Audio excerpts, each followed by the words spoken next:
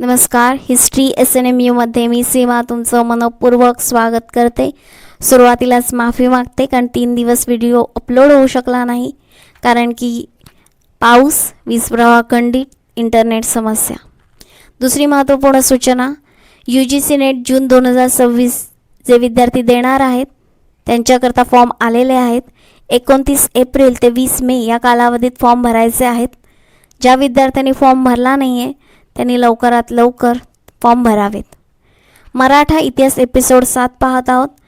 6 episode चॅनलवर उपलब्ध आहेत. त्यात मराठा साहित्य, पेशवे साहित्य, फारसी साधने, संस्कृत साधने याबद्दलची माहिती दिलेली आहे. जर तुम्ही ते व्हिडिओ पाहिले नसतील तर सर्वात आधी ते व्हिडिओ पहा.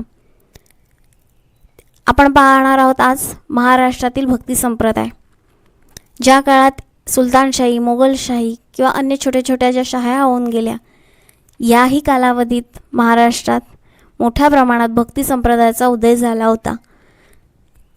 John Eliot, Sir Charles Eliot यांनी हिंदुझम अँड बुद्धिझम या त्यांच्या ग्रंथात असा विचार मांडला आहे की रामानुज आणि लिंगायत यांच्यावर इस्लामी विचारांचा प्रभाव दिसून येतो, असे मत त्यांनी मांडलेले आहे. आपण काही महत्त्वपूर्ण संत पाहणार आहोत. त्यातील महत्त्वपूर्ण संत आहेत संत तुकाराम. जन्म आहे पुण्याजवळील देहू येथे 1608. मृत्यू आहे 1651. जन्म झालेला आहे एका वैश्य कुटुंबात म्हणजे वाणी कुटुंबात. तुकारामांचे अभंग खूप प्रसिद्ध आहेत. इथे एक दिलेला आहे, आम्ही जातो आमच्या गावात देऊ करा पंढरीनाथा. त्याचबरोबर जे का रंजले गांजले त्यासी म्हणे जो आपुले देव तेथेची जाणावा. असे काही महत्त्वपूर्ण ओळी तुम्ही तुमच्या वहीत लिहून ठेवा. जेव्हा कधी तुम्हाला निबंध लेखनाची वेळ येईल MPSC किंवा UPSC मध्ये, त्यावेळी अशा काही महत्त्वपूर्ण ओळी सुरुवातीला लिहिल्या जातात.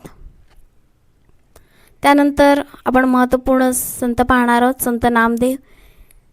सेट, नेट, MPSC, UPSC कोणतीही परीक्षा असो अन्य, संत नामदेव हे खूप महत्त्वपूर्ण आहेत. त्यांचा जन्म झाला आहे पंढरपूरमध्येच 1270ला.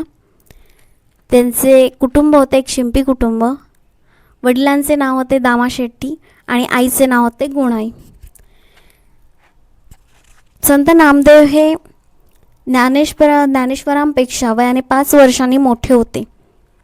तरीही नामदेव ज्ञानेश्वरांना आपले गुरु मानत होते.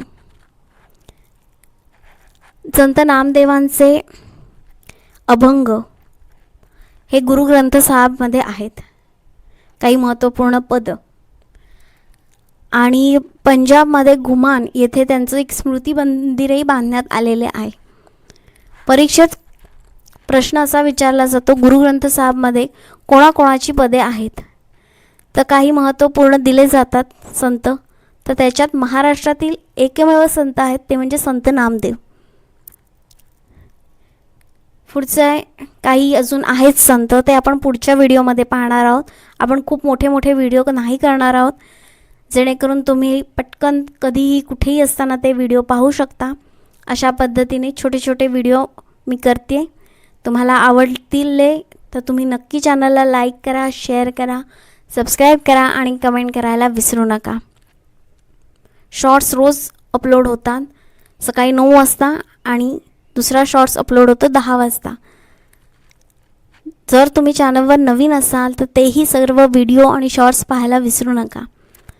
उद्या आपण पुन्हा भेटू. तोपर्यंत धन्यवाद.